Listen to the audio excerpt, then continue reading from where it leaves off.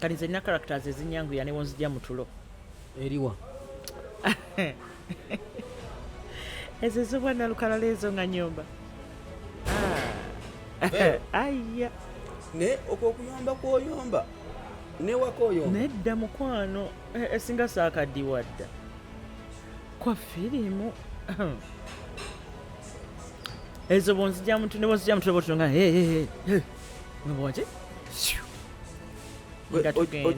wali omuntu bali bakubuuzako ekibuuzo ekyo nti byokola mu firimu byokole waka bangi nnyo bakiŋŋamba bangi nnyo batya n'okuwa approachinga because nzanya ennyo nga ndi mukambwe abantu abasinga batya okujja gyendi era oli bwajja n'oba soft aga bannange musajja bw'ajja okukwana akugamba atya takutya ye bakwana ekyo maze ebbanga kinga sikwanibwa simanyi bwe bibeera kati naye era temunkwana saagala bannange omaze ebbanga nga tebakwana naye era saagala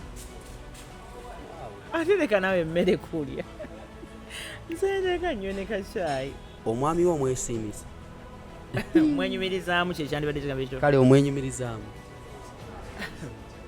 ekituufu siwulira oba wetha like awetha eno yekireese siwulira like ndaba oyogera but emimwa gisituka yes but siwulira byenjogera tobiwulira kyokka ebyate mbiwulira naye nga ye omwami gyali that's where you go like mba siwulira byongera tokiwulira yes kyemanyi gyali nze siwulira Celebrity Track Extra UG ogamba otyo omulungi atwala n'okolwaliro kansubiri nti oli bulungi ensonga ozikwasaganyiza bulungi nnyo ate kati lunaku olwetudde mu sayiro ate empya ddala nnyo manyi February nakugambye omwezi gwa kiravulavu ate n'ebintu ebipya tujja nabyo nga byanjawulo nnyo nnyo ddala ddala nkutegeeza gwe munnayuganda ali eyatulaba Papa Sport naku z'omwezi 14 February ku Valentine's Day tujja beera wano nga tunyumirwa ensonga nga zitambula bulungi nnyo muvubuka mpa esimu yangiriwa njirina wano kale nga ensonga tuzikwasaganya bulungi nnyo wano ku Papa Sport ani akutte mu network okay kale mukulu gwakuweereza message yediritinga olwakikola atya omukulu bwakuwa message evaamu basetting over 24 hours abamukizuira nakuwera naye nga nkutegeeza ng'ennaku z'omwezi 14 February bagiyise Valentine's Lovers Ball wano Papa Sport kijobeera wano atunyumira Papa Misa Kisemakulu yakulembeddemu abayimbi Morini Nantume tulina kawala ka Beautiful Sparks Diana Simon Rock Innocent Mukisa ne omulala bangi nnyo abaliwo olunaku olwa Valentine mujje munyumire kiravulavu nga ffenna abali mu laavu sigamba nja tusumbulira bwereere then nkutegeeza waliwo omukwano gwange mwanyinaze naye njagala muyiseewo alina ebintu by'abakyala Shans Habo agambye ebintu byonna tugenda mu Valentine bakwete Valentine package omukyala tugenda mu Valentine nga package weeri genda nga weetegese alina ke bayita natural glow cream n'abakoneka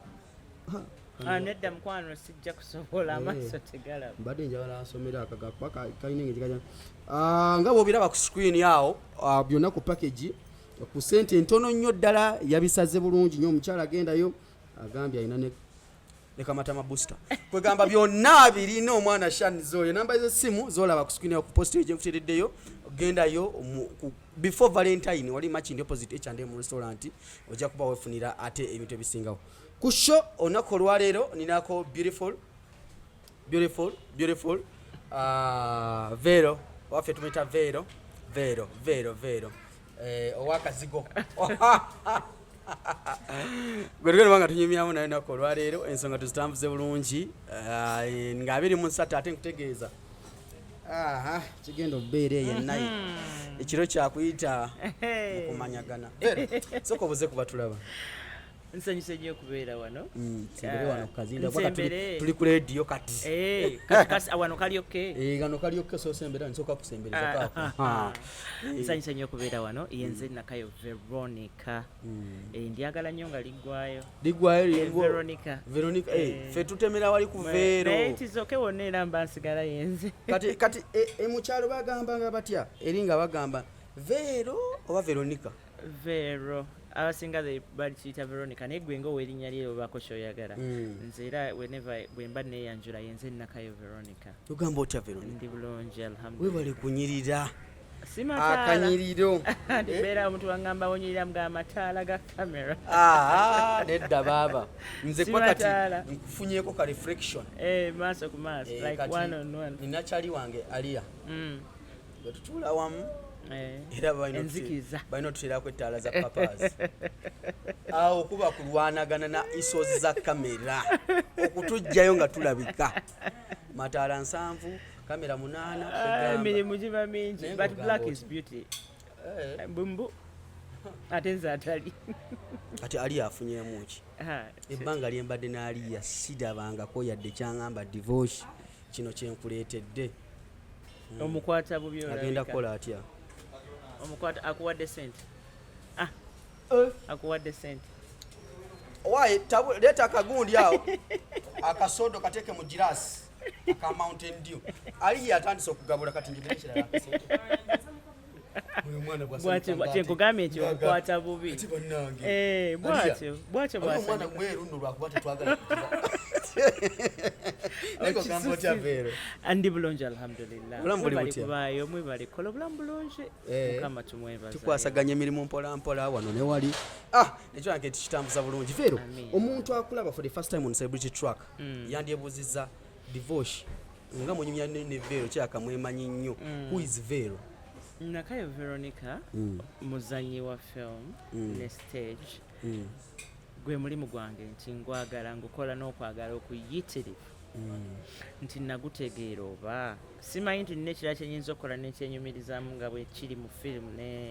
ne stage. Kiringa nze wano bwe ntandika ku stage okuzannya mbanga ali possessed. Sina kirala kye mba ndowooza, simanyi oba onyandaba, simanyi ne bwompa character etya.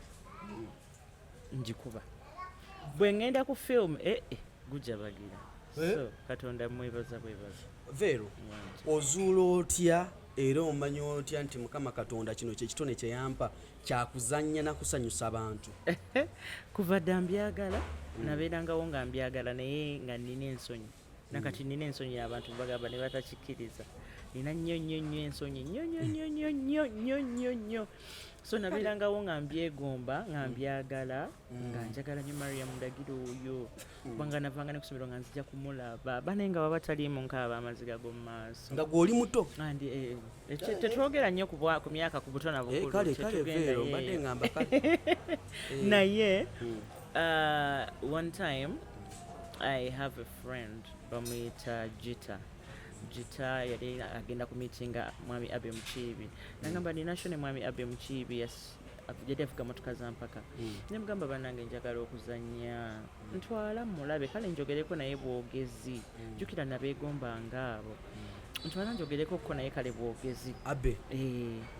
Tujja ku CBS awo nga yonna jukira simanyiyo kyalo ky'empigi kyonna nkireese. Ne tutuuka awo ne ntulamuze mu mmotoka ne bagenda ne bakola show zaabwe bwe zaggwa n'amuleeta n'amugamba omwana ono ayagala kuzannya biki. Mayi Mukiibi n'angamba okuzannya bw'oba olina passion kujja kwanguyira. Bw'oba togiyina kujja kumenya kuba kwetaagamu obugumiikiriza. Ku excitement gye nalina mukwano nga muga buli kimu ndi ku yesebo buli kimu nja kisobola. Nangamba kati enkya jangu ku Bati Valley ssaawa 10 oza natuukawo 8 ku ssaawa 10 ze bakugamba watuukawo 8 ntula ne nterera ntende yatuuka era 10 ze yaŋŋamba ate yali kubafala era bwe yatuukawo ne ŋŋendayo mu kutya okundi gye baleseba oyenze kubagambye nti kale wandiika application ne obufaananyi nyembi wandiika olwo oli mukuyasi ki? Tetugendayo nyeyo tubireke. kaakati munnange twate tuli naye tuli wano wenyini nga ngenda ate tusobola newa waliwo ekitateredde tukireka nekiyita so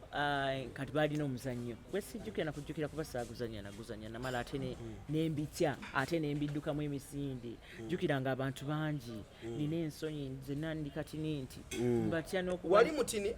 kutidde nalinga ekkalaamu nembitya ate nembiddukamu ng'abantu mbatidde nga noonya wentandikira ndabawo olwo kyekikuddusaayo kutya nsonyi nga like omanyi bw'obeeraawo nga ogamba bano naasobola obbabeeramu ng'olaba tekisoboka kati boogera oddemu ki nga tosobola na kuinteractinga mu mboozi yaabwe because obatya obaagala ate obatya awo nensooka nembyesikamu naye era muneyi calling eba calling nali ndi awo ate I don't even know how I came back Mariam Dagira ateekayo abaagala okusoma film mujje nga nziruka emisinde nga ŋŋenda nga neewandiisa nga nsoma ife abaasooka tetwasasula saagala natwewayirize fe aba 2010 class wetweyita 2010 class twazanyira essomero lya Mariam Dagira Film and Performing Arts Center yatusomeseza free of charge abakati bo basasula balina osasula twabatandikira nensoma film nensoma stage kati nga bumanyi nga omuntu akusomesezza akusportinga n'akulaba before I knew it nga nsuddeko yasooka naba bufirimu obwo mukola nga mumaze okusoma ne bampaka firimu nno kaliwa nalinamu kapaati nga netisa ekidomola era nkimujjukiza nnyo nga netisa ekidomola mu kagomesi ka kiragala ndowooza nga bandaba na mugongo naye naddamu emirundi nga 10 nesikoowa nandaba awo n'asanyuka kati eyo paati nga bwetuuka ogamba biwaka nzoyo nga naye balaba mbulirayo mugongo before I knew it munnange nga mpadde paati ennene mu J Rose nga ndi main character nasanyuka nze gwolaba J Rose nasanyuka wali basooka kuwa gwakuyisa mu kidomola naye ng'oyita mu bulisi zali sekendi zingameka era kibawa ne sekendi zawera nnyo olowooza kubanga ka short film kadakika 15 ate mulimu aba main characters abazannya kati gwe ow'ekidomola bakuwe sekendi ennyingi kuki oyitawo naye omuntu oba oyagala saakoowa nakeera ku seti nze yasookayo nze ate agenda okuyisaawo ekidomola n'okusinga abalala abapaati ennene I think n'alaba nga kyendiko nkyagala bw'atyo okuva ku olwo saddirira tewaddirira n'otandikirawo nentandikirawo paka leero wendi olwo kimanyi emabega kwawo ndowooza film industry abasinga tebagiwa nnyo obudde bannayuganda tutandise okukkiriza mu industry yaffe emyaka gino naddala nga omulembe gwa social media guzze nnyo olwo kyalinga kitya bwe muzannyanga egy'emizannyo ne mushutinga firimu ne muzitambuza mutegekayo ebivulu bifo ebyenjawulo eyo nedda eyo yo mbadde siyitangayo kubanga ffe twazanyanga of course muba ne contract bakusayininga ogenda kuzanya ebbanga bweriti sente bweziti ozifuna bwoti so nokola nga nakasente weekali nga nakasente weekali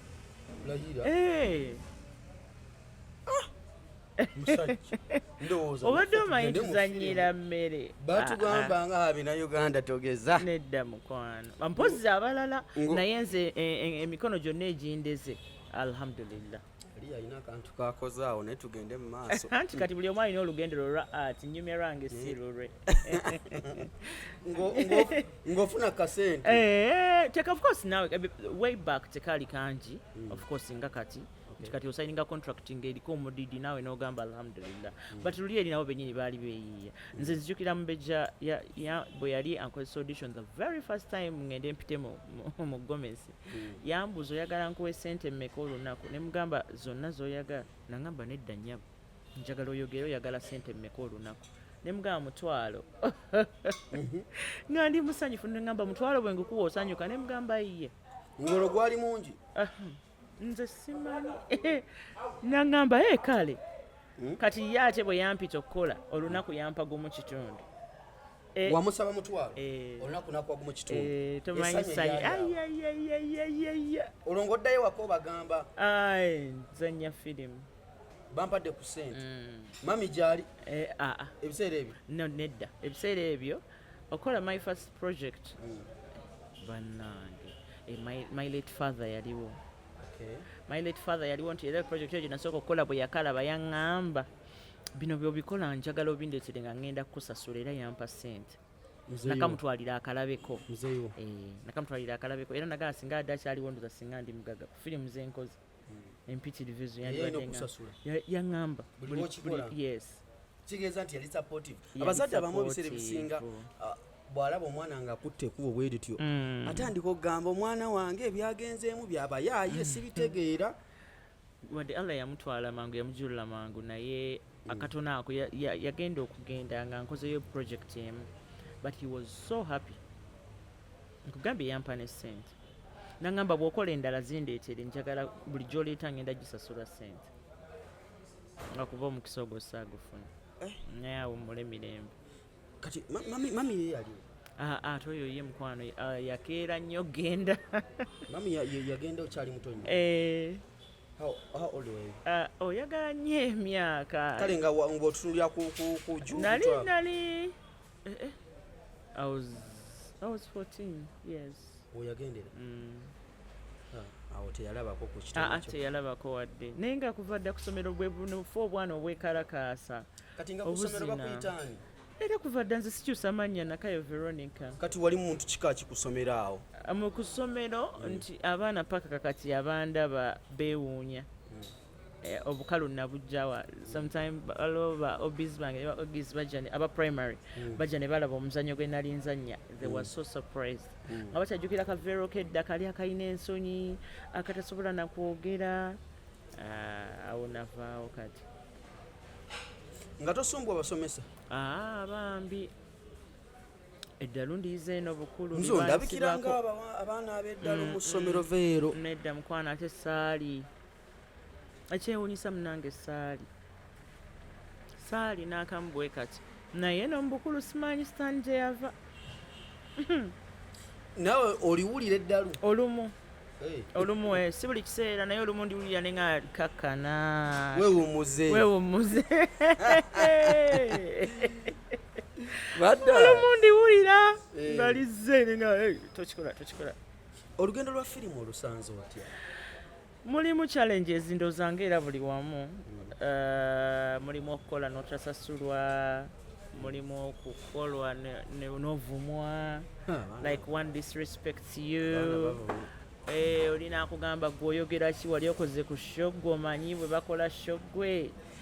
kwegamba mulimu bingi kigambo ki baali bakumyeko n'owulira ennaku n'ogamba ne lwaki banvuma bwe bati naye katonda mwebaza mukama wange Mariam Dagire yaŋŋamba nti tompa nsonga kuvuma nti newala nnyo kola ensobi kubanga saagala kunvuma kati ne bwe mba nkoze ensobi let's say nzize leeti I will make sure bwolutuuka bwe nti maaso go neetonda kuba mba nkimanyi nkoze eki nkoze ensobi so sikuwawaaza envuma osookerawo kubanga mba mmanyi omanyi omuntu gobeera naye n'ogamba ono bw'okola kinanyiiga naye kati bw'omanya nti okoze ensobi apologize right away omuntu oba wakumunyonyola omukyala Mariam Ndagire osa omunyonyola otya mu bulamu buno buli omu omuntu amusanga bulala okusinziira nawe bw'oba ozze gy'ali abantu babeera bagamba mukambwe nze simumanyinga mukambwe muntu mukambwe abantu era bwe bakyogera naye nze simumanyinga mukambwe era saamuwaayiriza nze nga nze gyendi one thing I know about her, she's principled bw'agamba nti kino kiri bwe kiti mukwano ne bw'obuukako mu bbanga kibeera bwe kityo bwe buba budde ouch she's very principled very era abantu bonna bayise mu ngalo ze ffe baasomesezza nkakasa nti tewali muntu yali kubanga balina babeera bagamba abaana bandagire bakola we bati abaana bandagire bakola we bati abaana bandagire anti buli omu alina channel ye omuwulira mumwe kati bwenjogera wano osowulira side emu ono bwayogera osowulira side emu okitegeera ebyo muna ebintu bya tekinologiya munnange nakabireeta bijja kusumbuwamuko ajja bimanyira mpola mpola owaayi abaana bandagire katonda kyetumwebaza kyekyo nti bw'obeera naye akulera inewe endowooza naye gye yalerebwa oba gyayagala simanyi bwe bankitaminga nti ye muntu akulaba mu nsobi right away n'akuyitirawo nkwetaaga era nakugaa kino na kino wakoze kino yes n'omuwa ensonga zo bwe zibaawo awuliriza kyekyo kyetumwenyumirizaamu tukyagenda mu maaso ne Veronica the beautiful lady owakadhigo Veronica wanje olwo otandika ddi okuzannya emizannyo gikusasula akasente kowulira nti kati nyingidde kati akasente kati ndanza okafunamu era bw'wafuna akasente akasooka kikyojjukira mu bulamu bwo kyogamba kati ekyo baaba akasente ko ntanza okakwatako munnange abantu loza bajagamba mbakubye nnyo Mariam Dagire naye olw'okuba yandeze nti bingi byenfunidde mu art because of ye project gye nasooka okufuna eyaliko akasente siri gyerabira era mubejja oyo yeyankasitinga nga bampa byenjogerako bya some years back emyaka twagiganye nga bampa emitwalo 12 n'ekitundu buli lunaku 12 ne transport allowance wa bitwalo 5 nalaba nga wangudde lotale okoko project nga way back egy'emyaka nze nalinga wangudde lotale just no nga buli lwojja bwoti ng'ate olidde bulungi nnyo osuze bulungi nnyo era namugaba ne mugamba singa zino project zotuwa buli kiseera eyo project gye nasooka okukola nenfuna ssente nempulira nga sitegeera bagiyita batya it was a documentary byali documentary sijijjukira na linnya byadda byalimu abazungu awo nga byalimu abazungu nasanyuka nga buli wolinnya woti kya 12 n'emitwalo 5 neja ne allowance nga ne rehearsal babasasula gwe leka munnange gwe leka n'okuleka naye kati ye trend mwe tuli because right now nze buli kimu nakituuza wansi ndi muzannyi wa film tolina kintu kyaki oyinza kukola ng'oggyeko firimu byonna mbikoze amaduuka ngakoze like I've done business ez'enjawulo naye this is my calling like this is something nze edda nabeeranga neegamba nga nakayingira ati nsinga ati asobola okuteeka ekyokulya ku mmeeza singa sikola mulimu mulala naye kati wetuli essaawa eno art provides for me buli kimu wevuma okuyingira mu nsiko ey'okuzannya firimu sisobola nakugyevuma ne katonda ayinza okunyiigira because nfunyemu emikwano omayiza sikulembeza ssente nfunyemu emikwano nfunyemu abantu gwe nkubiye essimu ne mugaa mu dakiika 3 nga ntuuseeko bingi byenfunye mu art. I'm just thankful. Nkulabyeko nnyo ndowooza ne Alia. Alia bwenjogerako banaye Alia wemboozi z'amalwa. Bwenjogerako. Nange era ndi wamboozi z'amalwa. Anti kyengamba. Anti bwe mbadde nja okubuuliza. Mukwatagana mutya n'abakyala abo? Oyingira otya mu mboozi z'amalwa? Gwe yatandikira eri mu one shot, single shot, and you said we're going to take now. No, we are rolling. Kagamba, mukwatagana mutya. Omanyi eno industry yaffe enfunda. You can easily spot someone. Because nze nali following emboozi z'amalwa. Ng'era buli kibaddewo nzija ne munyumiriza nga ati yatabizanye. Naye nali ndi awo lumu na essente zaffe tezigenda zomanyi ssente zintabula. Ano naye azimpadde kyakuzitira mu mpewo. Kakati naŋŋamba twagala mukyala muso omugole naye nakasitinze nasanyuka Bannange ompadde kyagenda atasobola kanona kati wano bakanywa batya nga omuzindaala ate guli osobola okukanywa thank you love osokanywa kuba kati ososika mu busibo ebintu by'ekizungu bino sibimanyi nnyo osoteekamu kasukaali awo ate tokisussa nnyo nga gwakampadde shenyume kati ataddemu kasukaali ng'onywa mungi nnyo towoomerere nnyo oyogera nnyo kyekizibu kyo okuwoomererawa bannaye kakati omuzindaala te tegukomyewo naye yo gusigalaawo naŋŋamba nkukasitinze mu mboozi z'amarwa naye mugamba nga nsanyuse kuba nasanyuka kuba nali nzaagala nga nzigoberera aliya yennyini nambulirawo kye tulina okukola before we knew it we know that one tugeyo nga ntandise nga nzizenga google baby and abantu ne baembrace nga ne banjagala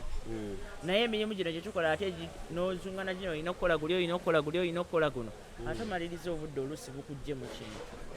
okitegeera so bwenkyo bwe nagenda mu mboozi z'amala olwo bitandika bitya oyingidde olwo olwo mpozi bagamba ozanye ngani google baby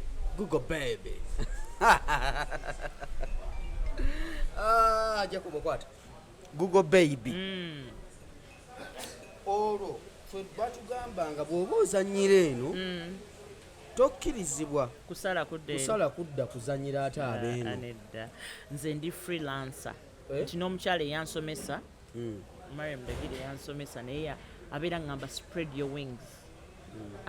essanyu lye because oyo ye muntu gwendaba mu ati alina okubeera nga ankutte bw'ati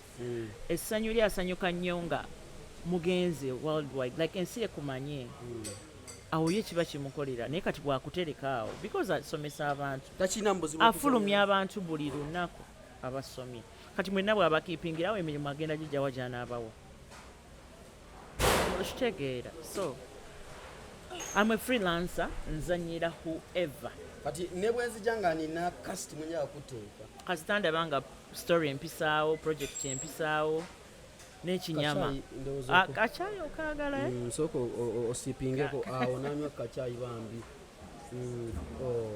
naye muntu omulungi bw'aba anywa alina engeri gy'awomesaamu ekyokunywa de tekiwooma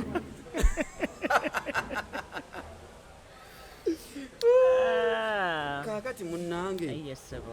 olwomboozi z'amalwoza byatambula bitya tebyali bibi ebyali by'omudidi gwabwe ne bagumpa era nengulya naye byebiseera ekigambo omudidi tukozese bulungi omudidi size sente ziba sente naye bw'oteekako omudidi kiba kirala sente ezo ziba sente nyingi nnyo buli omu olwo kimanyi kati egyebiri gye bakuwadde si mudidi baaba waliwo ayinza okulaba nga mudidi toguyita mudidi era n'aba n'egyebiri nga buli kaseera azukka n'atunulako we giri ekigambo omudidi tegitwala I'm telling you omudidi ne bakuwa omudidi aliya yakukwasa kati ng'akuyita atya okusasula ali ye bannange nga lwaki tampita atya alina kumpita atya mujangu okime sente zo oliwa bazikuweera mu ceeke mu kashi mu baasa wane uganda bakyali baffe nga aliya ng'akusasula olaba katonda ndoza tumwebaze kubanga olaba abantu abamu mwebali si bangi ate si batono ng'ajja kuyita omukolere alowooze nti projekiti eyo yiyo naawe yiyo in a way nti ayagala okolere bwereere ate nga credit zonna ziri wuwe nti okitegedde katonda mbadde nkyamwebaza abadde abo tannabansisinkaganya ne bwe bakyali wange business is business omulimu guba omulimu guno mulimu gwange I took time ne ngusoma guno mulimu gwange sweet ekitegeeza oli bw'agamba nti nkusiimye jangu ozanyireko wano wasooka okubaako ansooka kulaba story osozanyira obwereere nazanyirako obwereere dda naye kati olina okumpa ensonga lwaki nzanyira obwereere nsobola okujja mu dduuka lyo nompa essaati ey'obwereere because there's a way abantu gye batwala art nti nno bintuntu biri awo. I hate it nze era nkyogera omuntu yenna gwe sitasobola kukwatagana naye ye muntu anvumira omulimu because nze nkyogera kyera am an actress ndi muzannyi kati bwe nkugamba bwentyo noga ebyo ebintu byammwe bya kisiru mu ddakiika 10 nnoonya olaba oba onondabawo bandi eri kuba gwe ndaba tetulina kye tugatta wa omulimu gwange ekitiibwa nange mpa ogugwo nze ogugwo nguvuma ddi abamu akugamba n'ebyo nga mbutufu naawe ogamba ogugwe akuba kale gumuwa emmere naye okitegeera gwa mmere ya leero naye gwe n'osirika kati respect me ogwange nange guwa ekitiibwa nti era nze omuntu ajja naŋŋamba zanyira obwereere oyo mulabira ddala ng'atanjagala obulamu bwange obwensi eno bwonna because tonjagala nkule there are those people atayagala okulaakulane ng'ayagala obeerawo busaba biri mu nnyo mugayi kakati olaba nze gwolaba ate simanyi abaana tebalidde emmere ate simanyi okitegeera ng'ayagala beerawo ng'omukaabira ebizibu abo bangi naye ati kibi ekituufu mu kikomye tekinyuma kimanyi mu process awo mu kuzannya bweyogera kwati wa Uganda toyinza kumisinga erinnya lye bayita omugenzi Katolo Bwama mu art industry wa Uganda waliwo omitinzeko katonga mwina wemuli obanga omuzannyo obanga training oba ki mu movie abakimanyi abamumanyi abanenanye bakimanyi by the time katonda we yamuyitira yali yakandaba the time twali awo ku theatre guno omuzannyo gwabwe ogwa sizifaya nga gwakatandika rehearsals nga bakazi gwanviringa kati n'agamba olukazi olwo luzannya olwo agamba olukazi luzannya emirundi gyonna gye ndulabyeko ku stage luzannya ekyo tamanyi kye yankola nasanyuka because musajja yali teyeerya ntama tasobola kugamba nti oli mulungi nga toli nasanyuka nasanyuka era nagamba kubanga nogo muzannyi ayagala ngubeeremu era bwe yafa ne ŋŋamba yi maama nsubiddwa because with art abantu gye bakoma okumanya n'okutegeera kyosobola okukola kyekisinga obulungi gyokoma okufuna emirimu gyofuna okwagalwa because guno omulimu gwaffe gwa social network like gw'abantu abantu balina okukwagala they have to embrace you ng'asobola okukulaba n'akwenyumiriza like n'akuwuliramu essanyu because bano abantu obalaba batulaba ku screens oba where akulaba n'aba attached n'awulira ng'akumanyi so bwakusanga like one on one beba omuntu ajja n'akusanyukira ennyo gwe nga ogamba oba namulabawa oba bambi namulabawa wali omuntu akubuuza n'ogamba oba ni ono naye kati nakikwata just smile buli ajja gye ndi because ogenda okumumanya ojjukira nti ono namulaba gyendi ng'ate omaze oluusi omuyisizaako obubi so whoever comes my way always wear a smile tolina kyenkositinga badafutaddeko mu firimu ne bagishuutinga yonna neggwa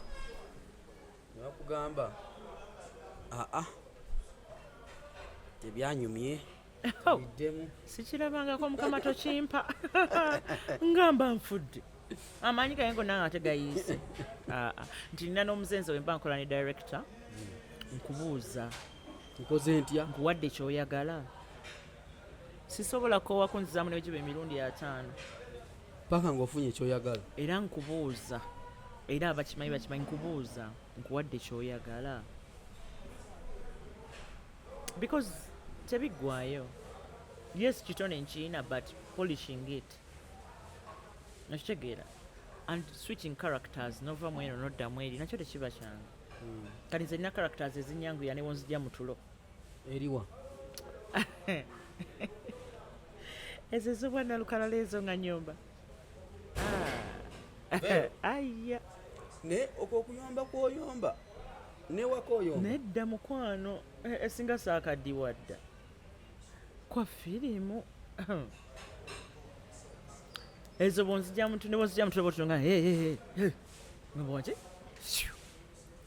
nga tugenda wali omuntu bali bakubuuzako ekibuuzo ekyo nti byokola mu firimu byokola ewaka bangi nnyo bakiŋŋamba bangi nnyo batya n'okuwa approachinga because nzanya ennyo nga ndi mukambwe abantu abasinga batya okujja gye ndi era oli bwajja n'oba soft aga bannange obadde oseke kwegamba alaba nga kyewuunyisa kambuuze ekibuuzo kale naye kyabusiru naye kyamagezi kati omusajja bw'ajja okukwana akugamba atya takutya ye bakwana ekyo maze ebbanga kinga sikwanibwa simanyi bwe bibeera kati naye natemukwana saagala bannange omaze ebbanga nga tebakwana neera saagala ate leka nawe emmere kulya nzereka nnyo ne kacaayi oli contented wooli mulimu ebintu ebimu osooka oba n'obinyiga pose kati wabiwumuza anti kati ate nkwataganye na bingi kati nkwataganye na career njagala kweraba eri mu bire ate nga abantu abasinga tayagala like abantu abasinga tebaagala film oba zabalema kutegeera abaami kati olaba omuntu ayinza okujja naku approaching nga akubuza okola mulimu kino omugamba ndi muzanyi wa firimu n'omulaba nga yeesisa ebigere 100 emabega kati n'ogamba gwe atanze gwe saayise naawe gwe yeereese naawe n'omuvaako n'okola ebirala ebyo ebintu byebyo sibyagala nti olimba kati omwami yeja eyo twaki tugenzeeyo twogere nnyo ku 23 eyo tuwoleke anti byonna ye adapu y'abiri kuba kati naye ndowooza era nga bw'ogambye nti abasajja bakutya bw'ogamba nti oli wa firimu era ndowooza era taliyo era kigwamanyi nze kasa nkirese kiri open gwe gwamanyi gwamanyi mukwano wanje naye nga abakwana abo bakwana sibalaba simanyi sibalaba ande era sibanoonya kyekituufu saagala nnyo nakwewayiriza ku bulungi bw'oliko anti tekiwomera matama abiri aligwayinza okulaba omulungi kaalala nga omulala ga wo tandaba atunula eri omukazi oyo kiri wano naye nga tukyagenda mu maaso ne Veronica. It is R. Si Vero. No. Lidi Veronica. Damu? Veronica. Nga bwe muliwulidde era lyeryo. Vero. Obulamu obukwasaganya otya famire ewaka nate eno bw'ozanya firimu ebyo manye ebintu ebizibu byakugatta osobola okushootinga firimu paka ku makya osobola no camping up for a week ewaka obikwasaganya challenging the times rolliranga you're drained nga okooye like oyina abaana oyina obuvunanyizibwa you have to make sure balidde banywedde bakesomye bakitegeera and then you have to kubeerawo n'obudde obw'okukola ate naawe obubwo so in most cases omaliriza obubwo bubulidde mu bw'abaana n'emirimu nga kwega bwevuddeko tufunyeyo obudde bwogaa nti kati leero kanpumulemu oba leero kangende neekolereko bwensi nga work home nga obuvunanyizibwa obuli eka bukusika you know how women be oba oyagala olaba making sure buli kimwe waka kiri okutteko olugalo mukakase nti kiteredde nga tolina gwoyinza kwesiga apart from you and then there is work gotalina kukubaganyako na birowoozo gwolina okubeerawo 24/7 but era omaliriza okiyisembu wali ogenzeko ku shooting oli stressed yes cause obulamu bwa bulijjo buba mu stress naye ate n'otuukayo nga part gy'olina okukola olina okuba omusanyufu kanti awo enkubuuliza director tomunyonyola fe eno mu film tugamba tofiisa tolwaza okujjako nga gwafudde mu film bagamba batya toriza tofiisa tolwaza okujja nga gwafudde mbu simanya ndwazizza simanya once you sign a contract nti ngenda kukola nga ne bagamba senga wafudde senga ojja musanga kyekituufu oba si gwafudde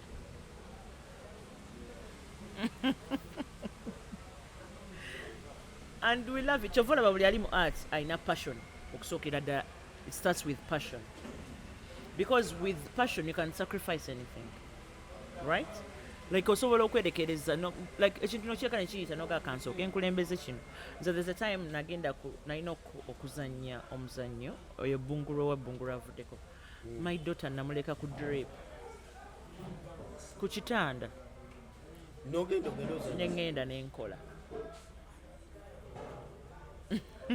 tobanyumiza mbu simanyi n'abalwadde waka nedda ate ndowooza oba busobola obbanyumiza naye nze once I commit nti ngenda kukola ekintu mba ngenda kikola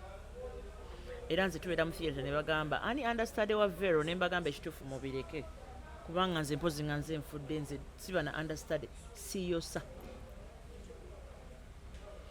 katonda like my fans can witness that, like testify to that nti emizanyo gyonna gyenzanye ngutandika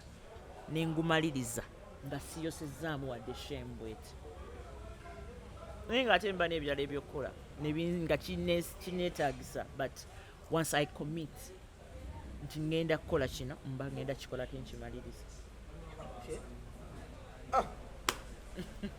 Tuli ne Veronica. Tewemenya nnyo liyite nga bw'oliyita ne Vero. Kale nakayo bakaveera okayita bula kaveera kale wakiyita nakayo. Okay,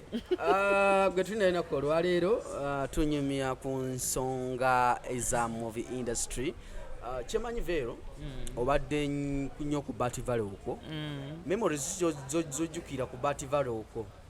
obulamu bw'oyiseemu emabega onogamba olunaku bwe luti bannaye olunaku bwe saa dwerabira kuba buli omu alina story about Bati Valley. Waliwo olunaku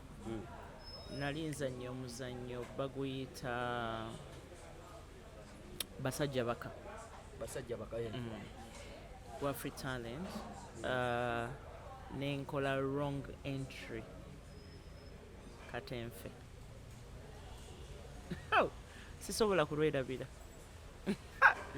nakola wrong entry oyingirawo obadde tolina kuyingira katonda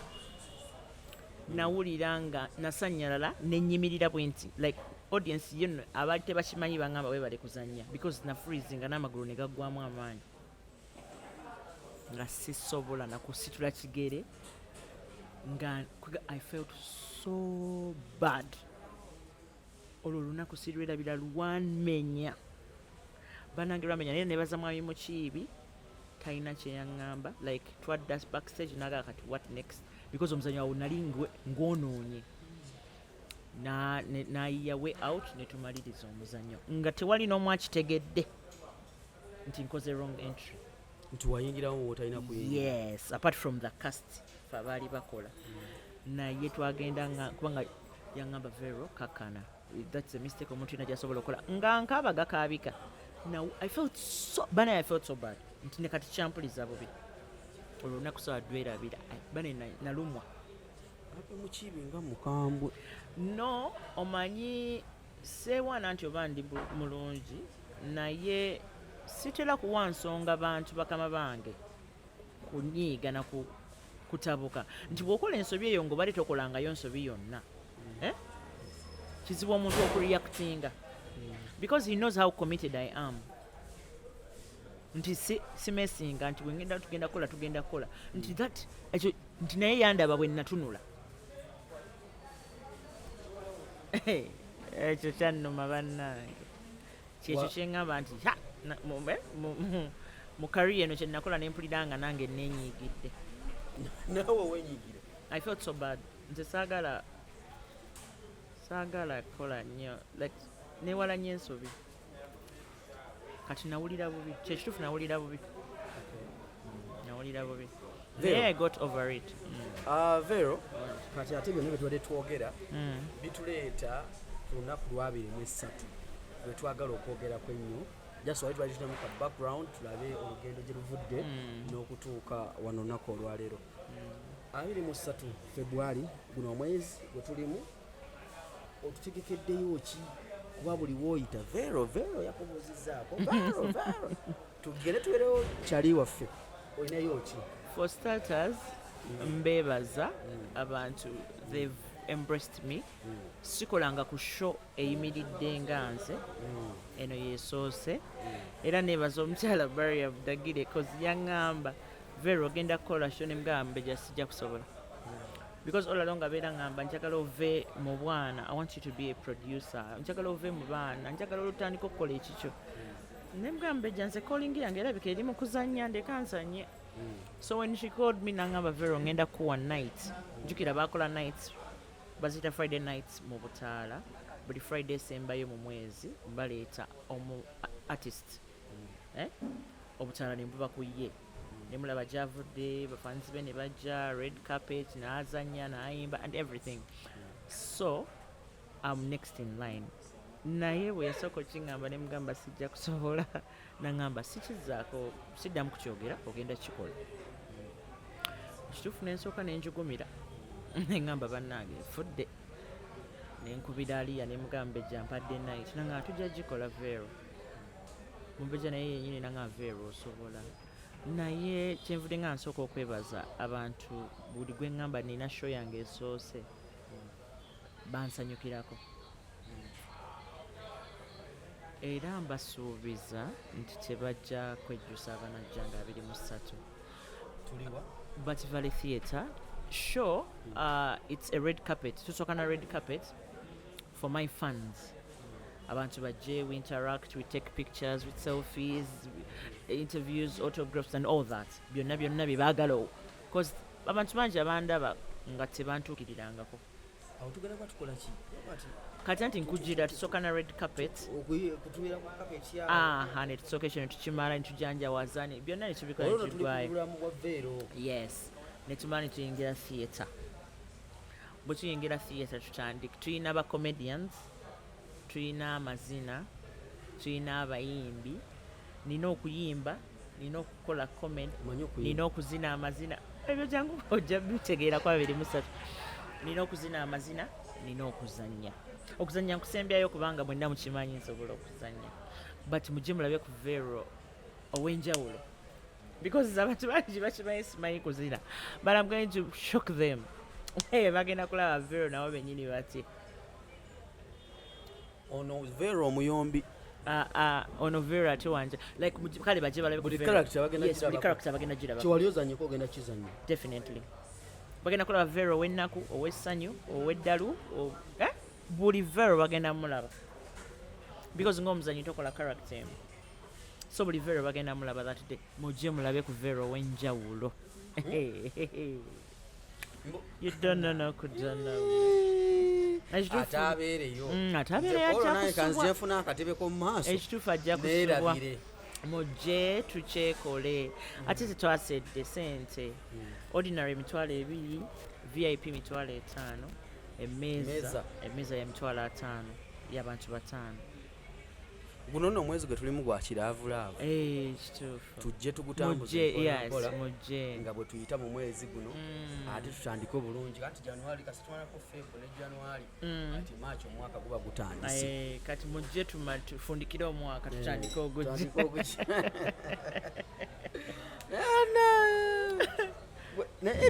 wali otuddeko ng'olina gw'onyumya naye nga munyumya emboozi negwa amakerenda ngeri off air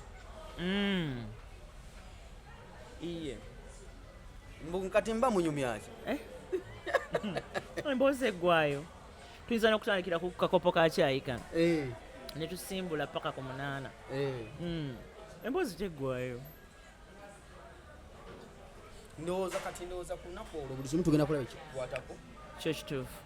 awo tugenda okulabira ate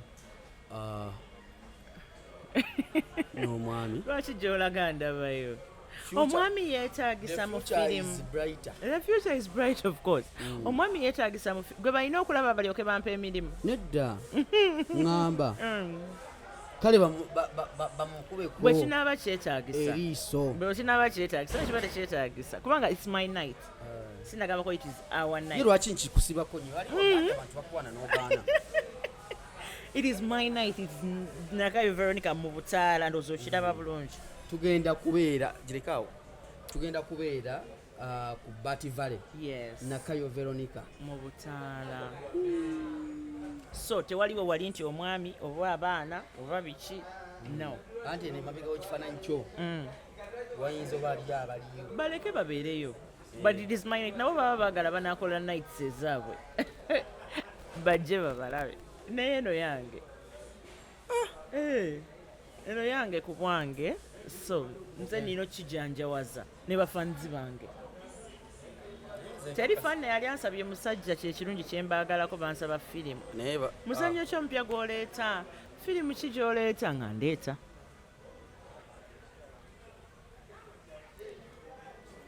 Are you proud of your man? ekituufu siwulira naye kansooka ennyo ku kyayi kyembadde mbuuza siwulira mu Luganda omwami wo omwesiimisa mwenyumirizaamu kyekyandibadde kigambo ekyo kale omwenyumirizaamu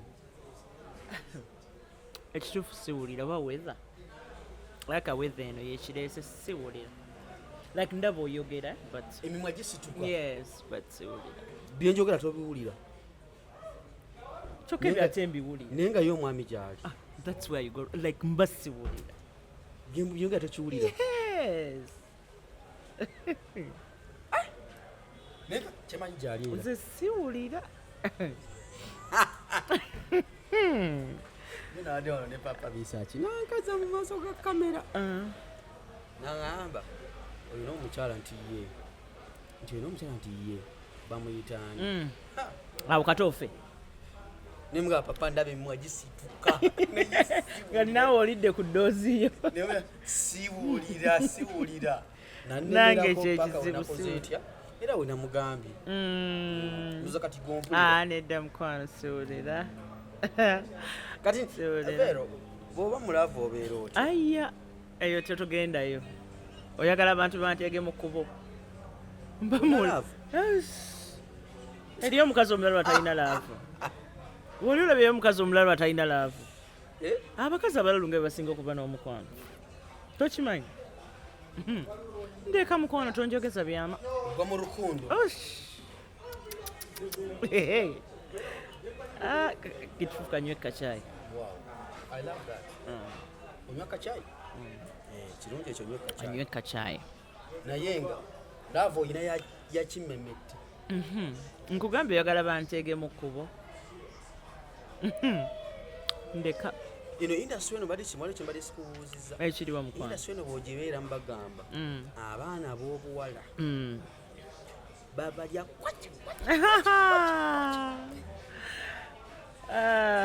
egaali zakuyitamu kwawe mabega awo bate zakuyitamu ggwe loza olw'okuba eyansomesa yali mukyala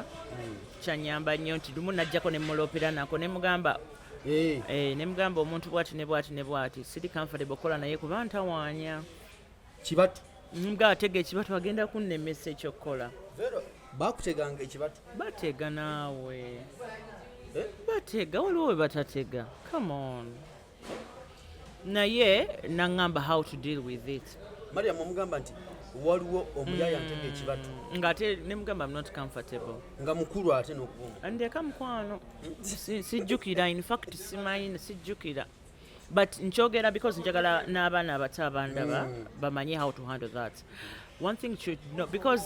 abo abato bambi abakayingira balowooza director bw'atega ekibatu nembaako kyenteekamu nja kufuna lead role tojja kufuna ojja kuba wakamala okuteekamu kibatu kyekikopo ntatatata bajja balala banyiranga 10 mukwano nga naye weetunako nogera kati ndiwa bakuwuzuumya eri kakati mukwano naye nga ki ekibatu mwekiri waliwo watali kibatu notwogere mazima waliwo watali kibatu because that's your nature omukazi bulwalaba omusajja abeera attracted okitegeera like they feel they want you or something but how you handle it kyekisinga obukulu nze buli omu mukwano yakutega ekibatu wamulooperawo nze buli omu mukwano gwange buli omu mu film industry bro mwakulaawo bro hi bro my uncle bro bakulu ba uncle bano ba bro ba uncle tebalidde basula ntebe bamanyi balye simanyi ate bwe mutuuka ire osigala ogamba uncle tolya ate gye situukanga lwaki onsindikayo ayo sijja bannyonnyolera kubase sibimanyi uncle yakolako bw'ati nedda bambi ndeka tonsalako bigambo ndeka tonsalako bigambo abaana balina wano nekyo bwe butonde mulina okutega bakuba olumutega ne mutama nekyo ekyo bwekirina okuba byebyo omwana w'obuwala ali eyo oba ojja ng'ojja kuzannya firimu jangu ng'oyambadde obw'omunda 35 ate kisoboka nze nkubuulira bw'onooba n'ekisa mu art industry ate naye kimanyi ti n'obukodo nabwo si bulungi kisinziira eno industry nfunda nnyo gwosanze wano gwosanga wali gwosanga wano webalidde era gwebali enkya awo simanyi njogera ku mulimu oba emimwa gisituka busitutagiraba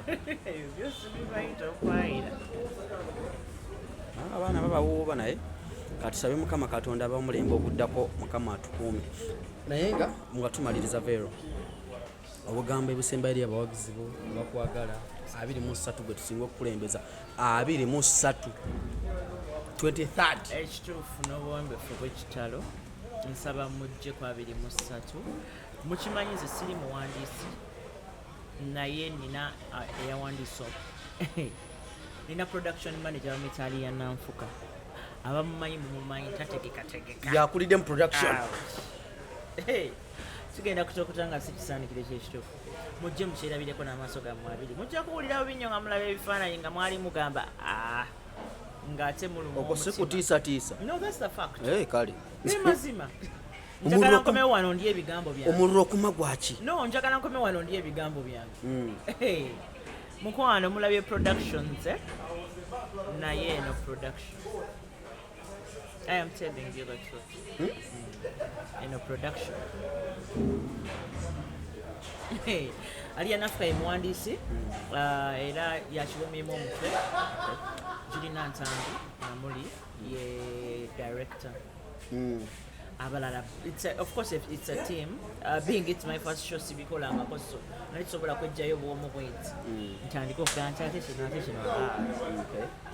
so I have my team buli kimu kiri kiteeketeeke nga bwe kirina okubeera so come and support please njagala munsanyuse nkomewo wano nga n'ebigambo siina byakwogera kati mulaba njogera bingi kuba njagala nkomewo kubebaza nga saana kwogera oyimanyi teyogezamu engeri y'ekimbejja era ndi mubejja bannange olunaku olwe twetutambudde tubadde ne Veronica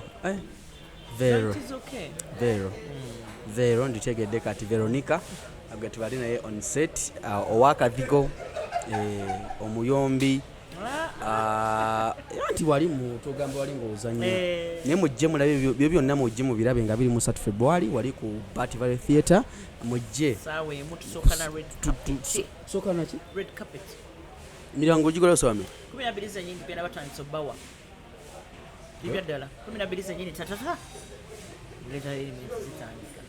wabwe red carpet bwebeera walina okubawa ababugiriza watoze ne bakubugiriza wamanyi naye nga byebyo